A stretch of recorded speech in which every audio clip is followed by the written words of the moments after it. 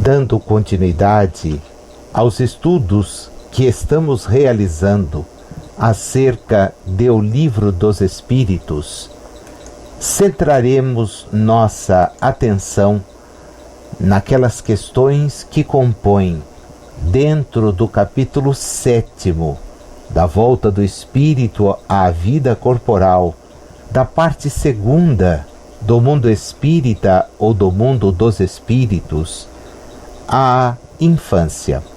São as questões 379 a 385. Antes, porém, de darmos início à abordagem do que elas contêm, nos recordamos da lição que nos oferece o Espírito Alexandre através de André Luiz e Francisco Cândido Xavier nas páginas de Missionários da Luz. Lá encontramos, numa reunião promovida na realidade espiritual, Alexandre dizendo: meus amigos, o nosso Herculano permanecerá em definitivo junto de Sigismundo na nova experiência até que ele atinja os 7 anos após o renascimento, ocasião em que o processo reencarnacionista estará consolidado. Depois desse período, a sua tarefa de amigo e orientador será amenizada, visto que seguirá o nosso irmão em sentido mais distante. Sei que o devotado companheiro tomará todas as providências indispensáveis à harmoniosa organização fetal, seja auxiliando o reencarnante, seja defendendo o templo maternal contra o assédio de forças menos dignas. E depois formula o mesmo instrutor instruções específicas.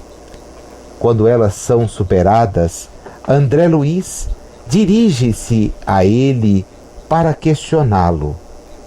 Somente aos 7 anos iniciais da existência humana estaria terminado o serviço de reencarnação?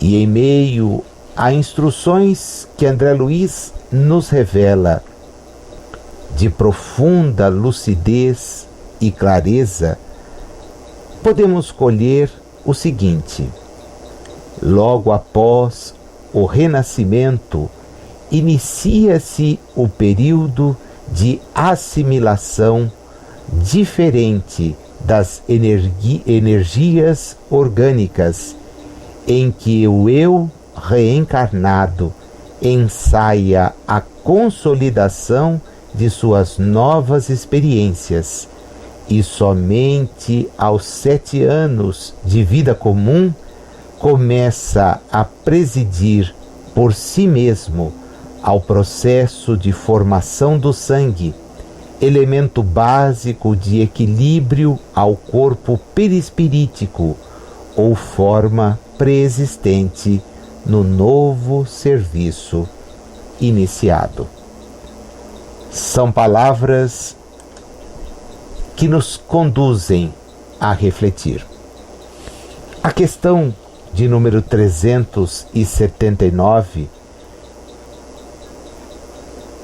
dá-nos a certeza de que Kardec gostaria de saber um pouco mais sobre este processo que caracteriza nos mundos de expiação e provas o regresso do espírito às experiências.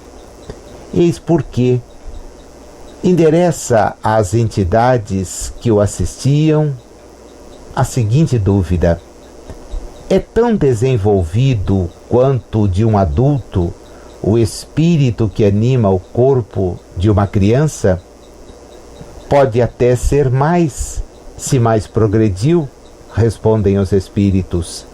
apenas a imperfeição dos órgãos infantis o impede de se manifestar, obra de conformidade com o instrumento de que dispõe. Não é diversa a visão de Alexandre, que, aprofundando, dá-nos detalhes acerca deste processo. E nós sabemos, porque já tivemos a chance de verificar em questões como a de número 197, que o espírito da criança muitas vezes é mais avançado, tem mais experiências do que as de seus eventuais genitores, a partir da lógica por nós já tantas vezes enunciada de que corpos geram corpos, porém espíritos não geram espíritos. Assim, diante de uma nova oportunidade, o espírito pode ser, e muitas vezes o é, os espíritos se valem da expressão frequentemente, o espírito da criança é mais avançado que o de seus pais, donde as existências demandam adaptações, porque delas o espírito, ou através delas o espírito busca progredir. É esta a finalidade reencarnatória. Filhos que protegem os seus pais são, pois, uma grande informação, uma grande e preciosa informação de que todos dispomos.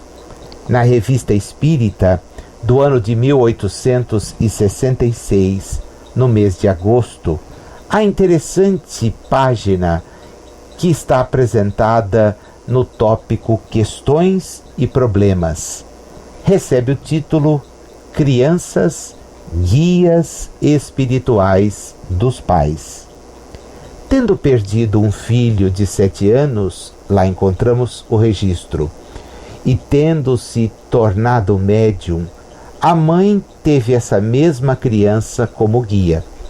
Um dia lhe fez a seguinte pergunta: caro e bem-amado filho, um espírita, meu amigo, não compreende e não admite possas ser o guia espiritual de tua mãe, porque ela existia antes de ti e, indubitavelmente, deve ter tido um guia, mesmo que fosse apenas durante o tempo em que tivemos a felicidade de ter-te ao nosso lado.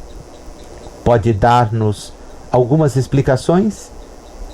O espírito da criança, como registrado no volume a que fizemos alusão, esclarece: como quereis aprofundar tudo quanto vos parece incompreensível, aquele que vos parece mesmo o mais adiantado do espiritismo está apenas nos primeiros elementos da doutrina e não sabe mais do que esse ou aquele que vos parece ao par de tudo e capaz de vos dar explicações. Eu existi muito tempo antes de minha mãe e ocupei em outra existência uma posição eminente por meus conhecimentos intelectuais. Mas um imenso orgulho se havia apoderado do meu espírito, e durante várias existências consecutivas fui submetido à mesma provação, sem poder dela triunfar, até chegar à existência em que estava junto de vós. No entanto, como já era adiantado, e minha partida devia servir ao vosso adiantamento para vós tão atrasados na vida espírita, Deus me chamou antes do fim de minha carreira, considerando minha missão junto a vós mais aproveitável como espírito do que como encarnado. Durante minha última estada na terra, minha mãe teve o seu anjo da guarda junto a ela, mas temporariamente, porque Deus sabia que era eu que devia ser o seu guia espiritual e que eu a levaria mais eficazmente para o caminho do qual ela estava tão afastada. O seu guia foi chamado para outra missão quando vim tomar seu lugar junto a ela. Perguntai aos que sabeis mais adiantados do que vós se esta explicação é lógica e boa, porque pode ser que, considerando-se que esta é minha opinião pessoal, talvez eu me engane. Enfim, isso vos será explicado se perguntardes. Kardec, na observação que lança após a análise do conteúdo, ou a transcrição, do conteúdo, registra o seguinte: esse garoto tinha uma precocidade intelectual rara para a sua idade. Mesmo gozando de bom estado de saúde, parecia pressentir seu fim próximo. Ele se alegrava nos cemitérios e, sem jamais ter ouvido falar em espiritismo, no qual seus pais nem acreditavam, muitas vezes perguntava se, quando estivesse morto, não se poderia voltar para os que se tinha amado. Ele aspirava a morte como uma felicidade e dizia que, quando morresse, sua mãe não deveria afligir-se, porque ele voltaria para junto dela. Com efeito, foi a morte de 3 filhos em alguns dias, vejam vocês a amplitude do golpe sofrido por aqueles espíritos, que levou os pais a buscar uma consolação no espiritismo. Eles encontraram largamente essa consolação, e sua fé foi recompensada pela possibilidade de conversar a cada instante com os filhos. Dentro de bem pouco tempo, a mãe se tornou excelente médium, tendo seu próprio filho como guia, espírito que se revela de uma grande superioridade. São, mais uma vez, as lições de A Revista Espírita que nos permitem refletir e ver o andamento que Kardec dava aos trabalhos da codificação, e também nos dão ensejo a aprofundar os nossos estudos, dando à questão 379 uma extensão explicativa e de considerações que efetivamente fazem toda a diferença. A questão seguinte, a de número 380, revela-nos a preocupação no seguinte sentido: abstraindo do obstáculo que a imperfeição dos órgãos opõe à sua livre manifestação, o espírito numa criancinha pensa como criança ou como adulto? A resposta alerta-nos para que, desde que se trate de uma criança, é claro que, não estando ainda nela desenvolvidos, não podem os órgãos da inteligência dar toda a intuição própria de um adulto ao espírito que a anima. Este, pois, tem efetivamente limitada a inteligência, enquanto a idade lhe não amadurece a razão. A perturbação que o ato da encarnação produz no espírito não cessa de súbito por ocasião do nascimento, só gradualmente se dissipa, e isto se dá para consolidar a reencarnação.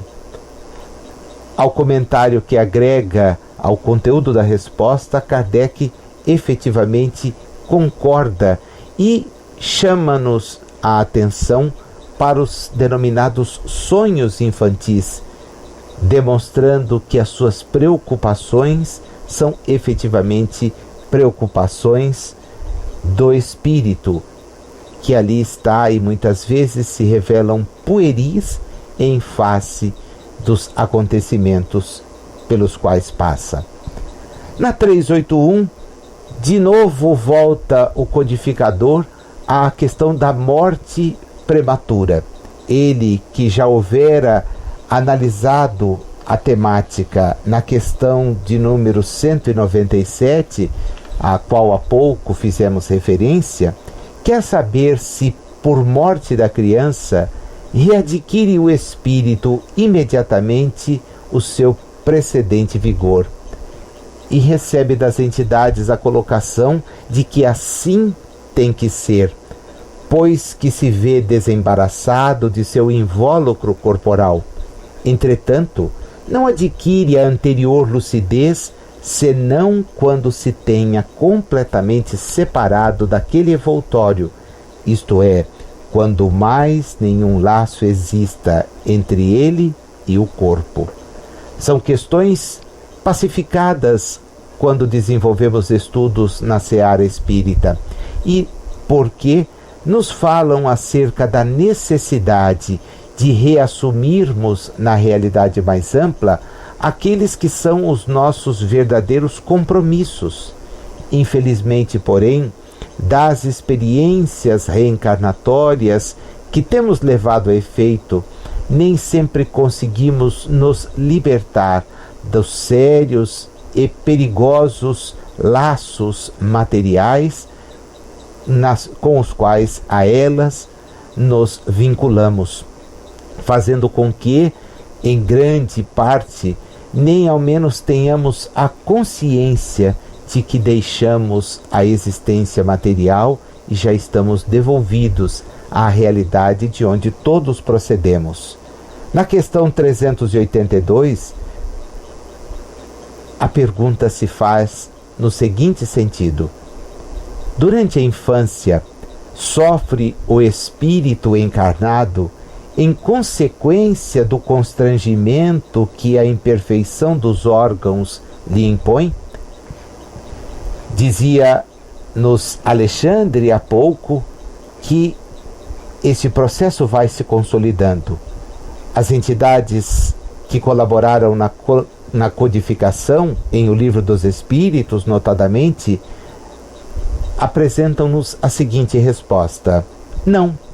Esse estado corresponde a uma necessidade, está na ordem da natureza e de acordo com as vistas da providência. É o que eles denominam um período de repouso do espírito.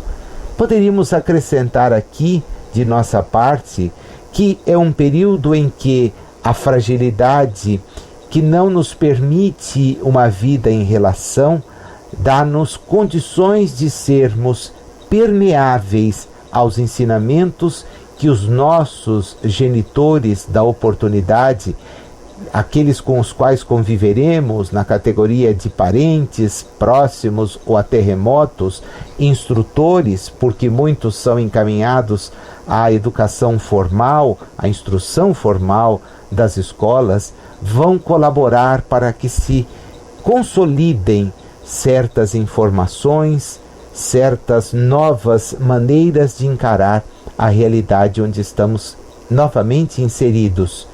É por isso que na questão subsequente, a 383, Kardec indaga qual para este a utilidade então de passar pelo estado da infância? Encarnado com o objetivo de se aperfeiçoar, o espírito durante esse período é mais acessível às impressões que recebe, capazes de lhe auxiliarem o adiantamento para o que devem contribuir os incumbidos de educá-lo.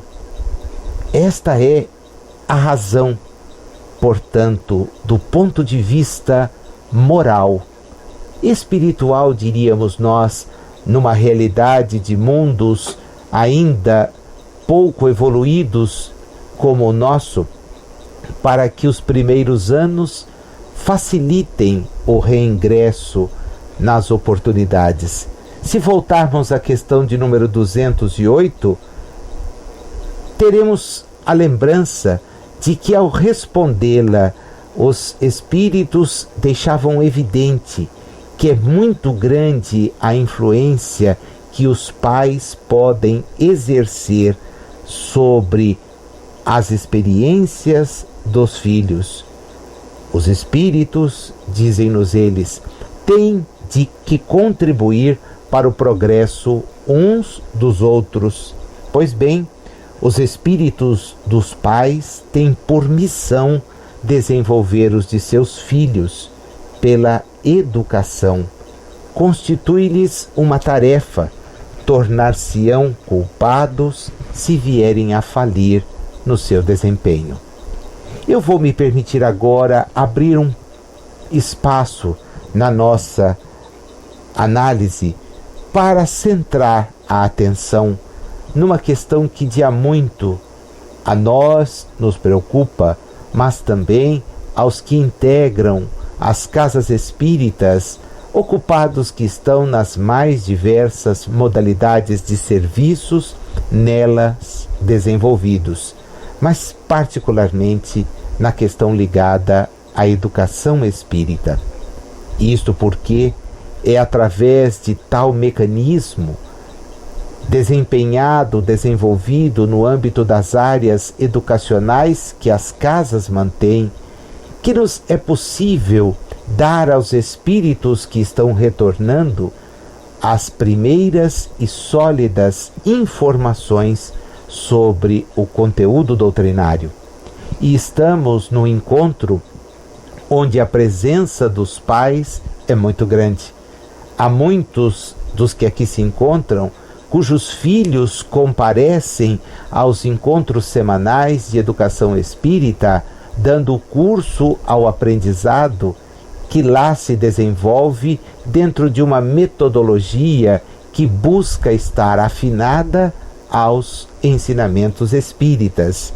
E eu gostaria de estender as nossas considerações então a respeito disso, de que maneira os pais, os que têm os filhos sobre sua responsabilidade, têm se desincumbido desta tarefa, não apenas de encaminhá-los, porque é curioso, nós, no âmbito das instruções advindas dos bancos escolares, certamente reservamos um espaço diário para conversar com nossos filhos acerca do aproveitamento que vem desenvolvendo. Queremos saber como é que eles se saem diante de determinadas disciplinas, diante de determinados desafios. E ao constatarmos que eles surgem, que eles estão presentes, somos apressados em buscar ajuda. O ensino das línguas recebe um acompanhamento especial, às vezes em escolas de outras origens, em outros horários.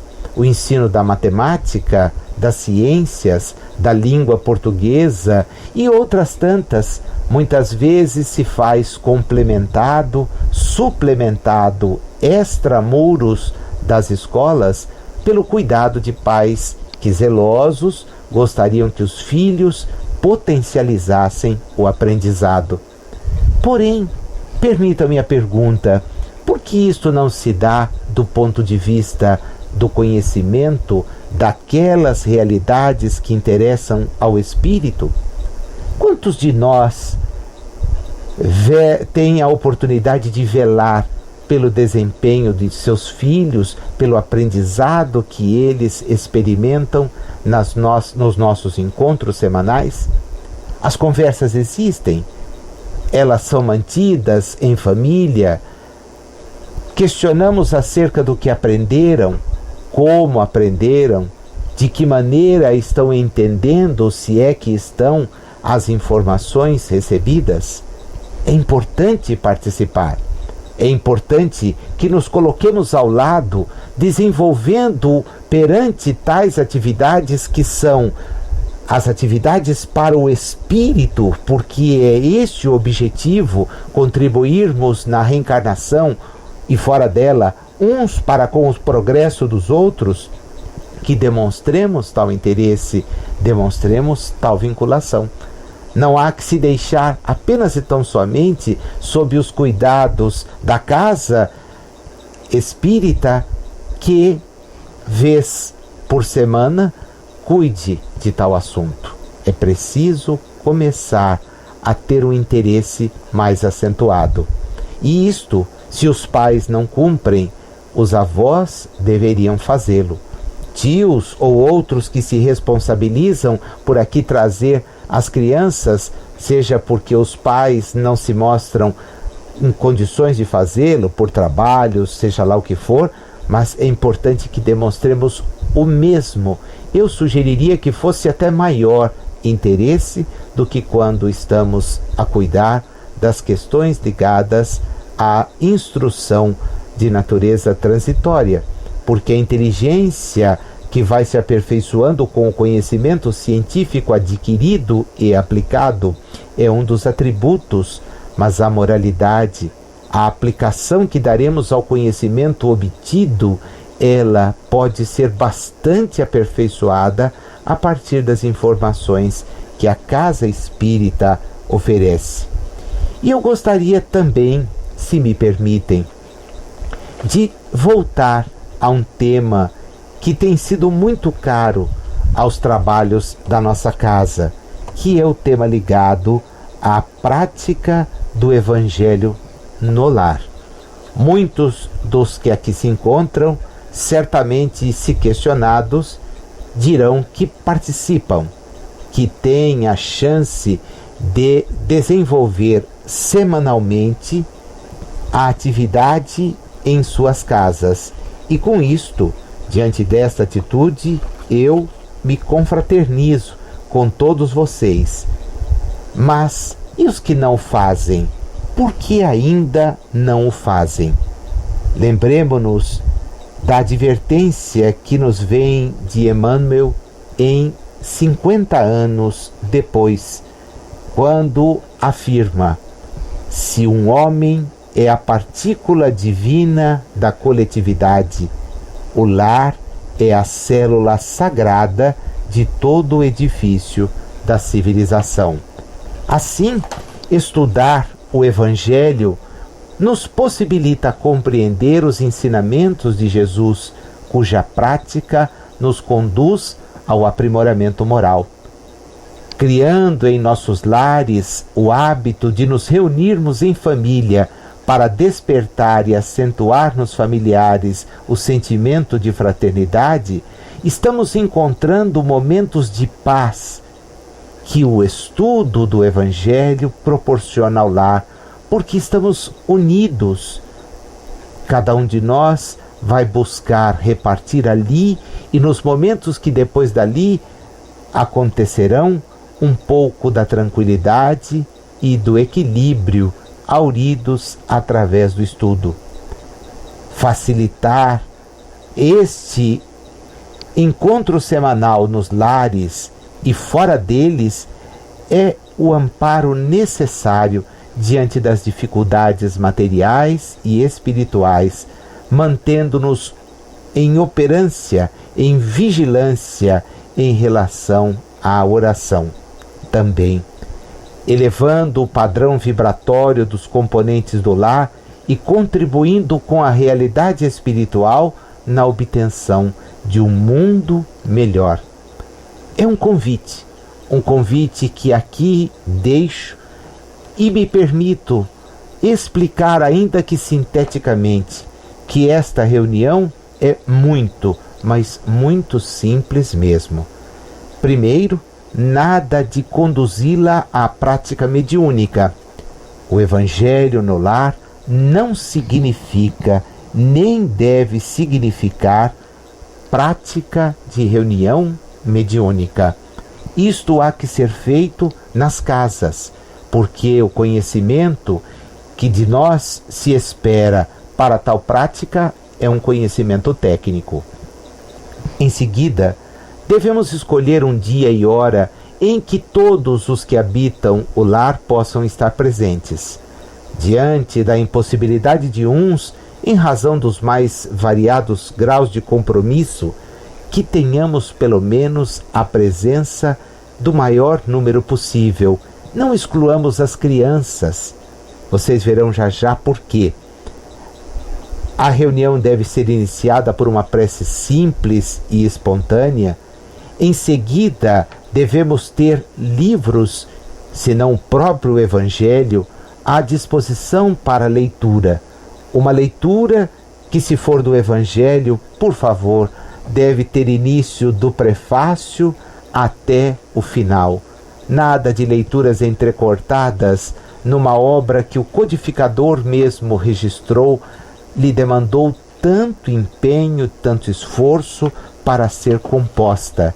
Se percebemos, e já chamamos daqui a atenção mais de uma vez para a estrutura do livro do Evangelho segundo o Espiritismo, perceberemos que há uma sequência de frases que compõem este ensino moral de Jesus, perdido em meio a outras tantas questões que aqui não nos releva a retomar, mas que dão um significado todo a esse estudo sequencial e importante. Não vim destruir a lei, meu reino não é deste mundo, há muitas moradas na casa de meu Pai, ninguém poderá ver o reino de Deus se não nascer de novo. Em marcha os aflitos, o Cristo Consolador, em marcha os pobres de espírito, em marcha os que têm puro o coração e por aí afora, são tópicos que nos levam à reflexão, à consideração, porque ao lado dos trechos dos evangelhos de onde foram retirados os ensinos que compõem, segundo Kardec, a moral cristã, e é uma unanimidade entre os que estudam os textos do Novo Testamento, particularmente dos evangelistas Mateus, Marcos, Lucas e João, ou aqueles que deram seus nomes aos escritos por eles produzidos, que existem muitas interpolações, muitos acréscimos, muitos pontos que efetivamente se mostram contraditórios, presentes em um, não se fazem presentes em outros relatos. Alguns diriam que foram dirigidos a públicos diferentes, o que concordaremos pode ter até mesmo sido possível, mas as contradições são muito maiores. Aqui agora, no presente espaço, não iremos discutir este aspecto, mas é importante que chamemos a atenção. Logo, a leitura precisa ser feita numa sequência. Bem, mas se quando temos a presença de crianças, considerando que são espíritos reencarnados, e se já tiverem uma idade que lhes permita ler, seria muito importante que já os introduzíssemos no conhecimento de uma obra tão preciosa. Se não for, há livros às mãos cheias, livros produzidos com muita seriedade e voltados exatamente para esta reunião que semanalmente permite aos membros de um lar aproximarem-se do conhecimento de tão grande importância e relevância para as nossas existências. Dois deles nós nos permitiríamos aqui, nesse momento, mencionar. Um, escrito por espíritos diversos, uma seleta para uso neste encontro e que recebe o nome Luz no Lar, psicografado por Chico Xavier, conta com lições ditadas por Emmanuel, Sebastiana Pires, Irmão X, Meimei, Sebastiana Pires, já falamos, Irene Pinto, Júlia Cortinês, Jorge Matos, Sheila, Neio Lúcio, Maria Dolores, etc. E a outra, escrita pelo espírito Neio Lúcio, cujo nome é Jesus no Lar. Esta extremamente indicada para os pais que, tendo filhos em menor idade, vão lhes contando através dos capítulos, que são muitíssimo bem estruturados e em número de 50, pontos relevantes para a reflexão. Após os comentários sobre os textos lidos, devemos, inclusive por eles ou através deles despertar o interesse dos que participam para que todos efetivamente o façam, nós devemos reservar um pequeno tempo para vibrar. Fazer vibrações em conjunto, pela fraternidade, pela paz e equilíbrio de toda a humanidade, pelos governantes, os que têm sob a sua responsabilidade jovens, crianças, adultos, idosos, para que a própria vivência do Evangelho esteja presente em todos os lares, pelo nosso próprio lar, desejando que ele tenha um clima de paz, harmonia e saúde, não apenas corporal, mas notadamente espiritual, daqueles que o habitam. Podemos pedir em favor de aqueles que sabemos portadores de doenças, de distúrbios, de situações, problemas mais graves e dos quais tenhamos conhecimento, e por fim, através de uma prece, encerrar este nosso encontro. Vejam todos que é algo extremamente simples, facilitado pela presença da literatura espírita, bastante estimulado por campanhas desenvolvidas, seja aqui na nossa casa, seja através da União das Sociedades Espíritas do Estado de São Paulo, seja através da Federação Espírita Brasileira, que sempre, seguindo orientações da espiritualidade que nos dirige, tem se voltado para este encontro tão propício dentro dos nossos lares. Retomamos, pois, a questão de número 384. E é uma questão curiosa. Por que é o choro a primeira manifestação da criança ao nascer? Respondem os espíritos: para estimular o interesse da genitora e provocar os cuidados de que há mister. Não é evidente que, se suas manifestações fossem todas de alegria, quando ainda não sabe falar, pouco se inquietariam os que o cercam com os cuidados que lhe são indispensáveis? Nós sabemos que sim, porque às vezes, até chorando, o atendimento demora para chegar, e isto causa, naqueles que estão próximos, uma certa agonia, porque esperam que a responsável, ou eventualmente o responsável pelo cuidado da criança, se apresse.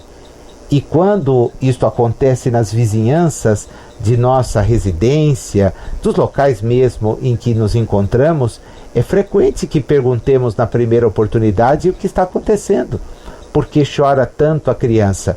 Descobriremos que muitas vezes é de fome, e aí certamente os conselhos pulularão. Muitas são as orientações, se corretas ou não, não farei juízo, mas o fato é que há por parte de todos nós o interesse de que a criança que passa por eventual dificuldade seja amparada. Registram os espíritos: admirai, pois, em tudo a sabedoria da providência. É a providência que faz com que, chorando, desperte o interesse daqueles que estão à sua volta. Se falasse, talvez as suas impressões fossem mais fortes. Aguardemos e trabalhemos, pois, no sentido de minorar o choro, até que depois, crescendo, iremos nos lembrar saudosos de tal época. Temos o encerramento do nosso tópico de estudo com a questão 385. A resposta a ela ofertada é maior. E Kardec quer saber que é o que motiva a mudança que se opera no caráter do indivíduo em certa idade, especialmente ao sair da adolescência. É que o espírito se modifica, nos diz ele. É que o espírito retoma a natureza que lhe é própria e se mostra qual era. Não conheceis o que a inocência das crianças oculta. Não sabeis o que elas são, nem o que foram, nem o que serão. Contudo, afeição lhes tendes. As acariciais como se fossem parcelas de vós mesmos. a tal ponto que se considera como, por exemplo, o amor que uma mãe consagra a seus filhos como o maior amor que um ser possa votar a outro. Donde nasce o meigo afeto, a terna benevolência que mesmo os estranhos sentem por uma criança? Sabeis? Não. Pois bem, vou explicá-lo. As crianças são os seres que Deus manda a novas existências. Para que não lhe possam imputar excessiva severidade, dá-lhes ele todos os aspectos da inocência, ainda quando se trata de uma criança de maus pendores, cobrem-se-lhe as más ações com a capa da inconsciência. Essa noção não constitui superioridade real com relação ao que eram antes, não. É a imagem do que deveriam ser, se não o são. O consequente castigo exclusivamente sobre elas recai. Não foi, todavia, por elas somente que Deus lhes deu esse aspecto de inocência. Foi também e sobretudo por seus pais,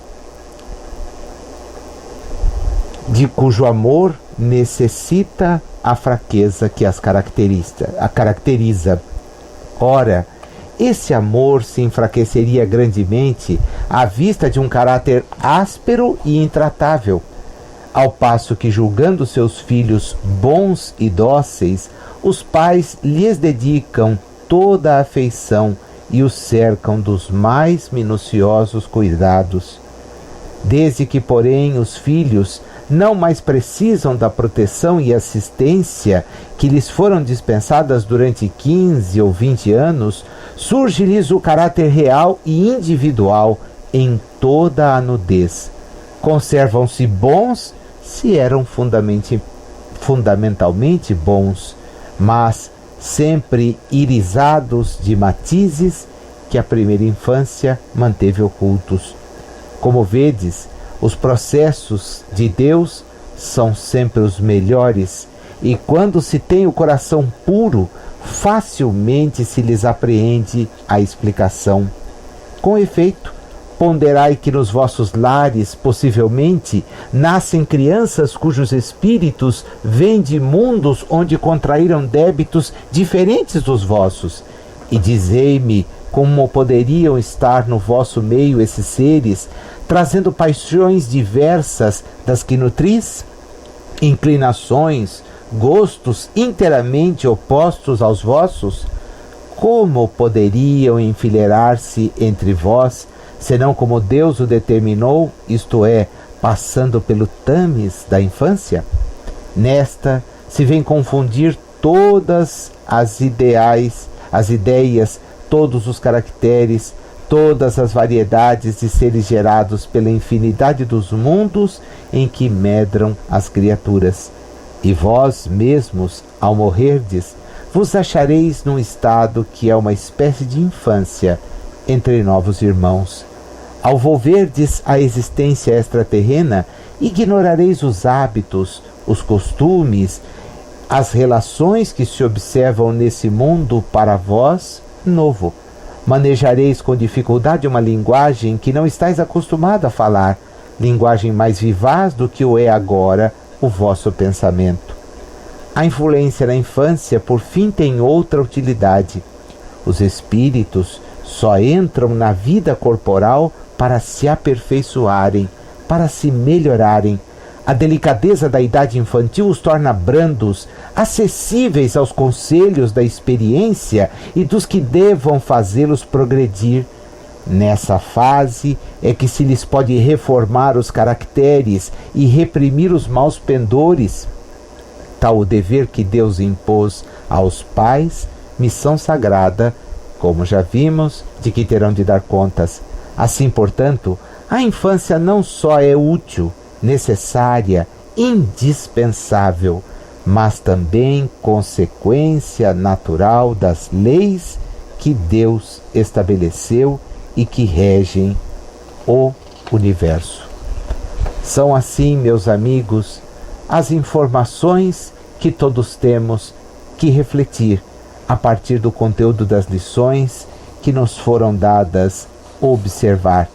Eu gostaria, no momento em que nos aproximamos do final deste nosso encontro, tão útil como os demais, de retomar aquela introdução feita quando narrei o episódio contido em Missionários da Luz e que nos fala da influência da companhia dos amigos espirituais velando pela primeira infância, quando mais tarde, ainda dentro desse nosso encontro, tivemos a chance de ver as razões pelas quais a prática do Evangelho pode ser extremamente útil para a harmonia familiar, e valendo-me de Emmanuel, numa mensagem lindíssima, como muitas das que ele nos oferece no livro Instrumentos do Tempo, falar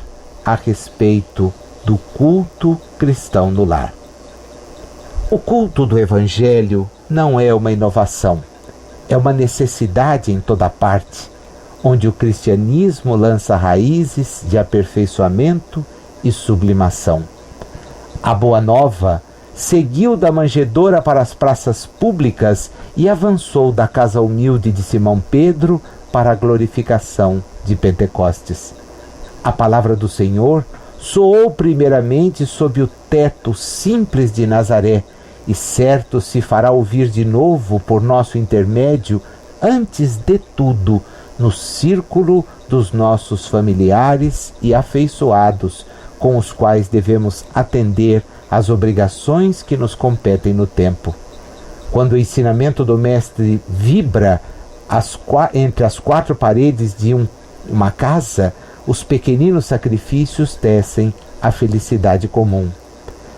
A observação impensada é ouvida sem revolta.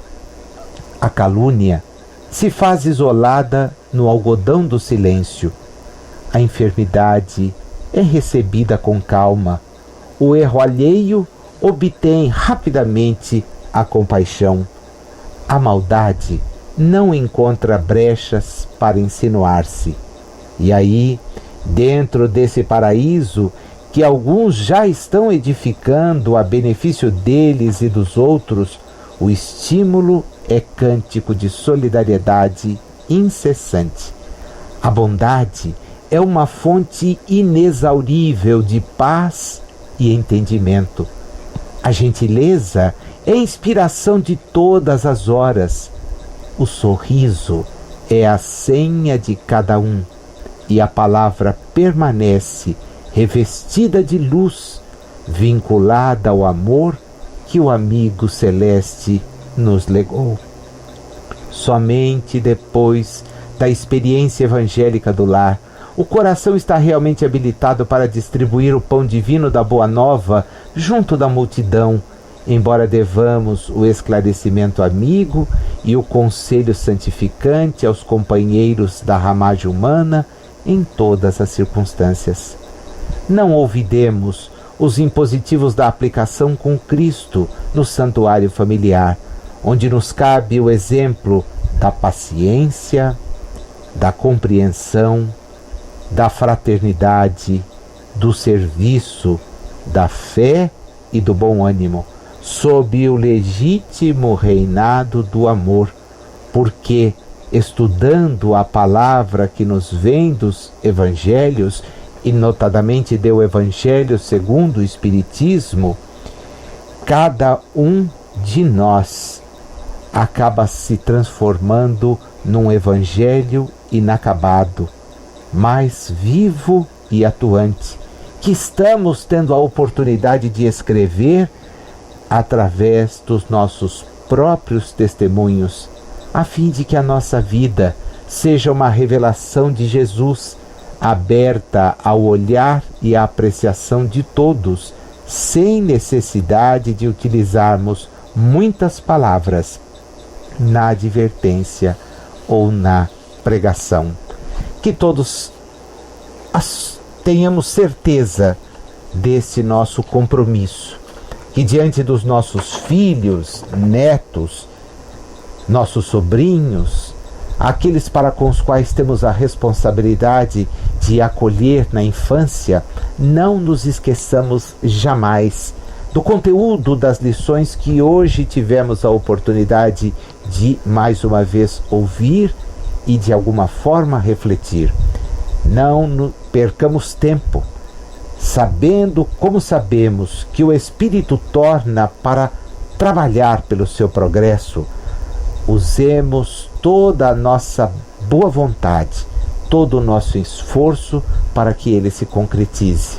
Acolhamos as crianças, demos a elas o máximo de nosso envolvimento no sentido de que elas alcancem progresso intelectual, obtenham carreiras que lhes sejam proveitosas, mas não nos esqueçamos de que aqui estamos para evoluir e é importante que, junto com estas recomendações que todos os pais certamente guardam e buscam aplicar, também apliquemos ao roteiro de nossos filhos e aos nossos próprios roteiros um encaminhamento que somente encontros como o do Evangelho no Lar, o acompanhamento perene e interessado da instrução espírita podem oferecer.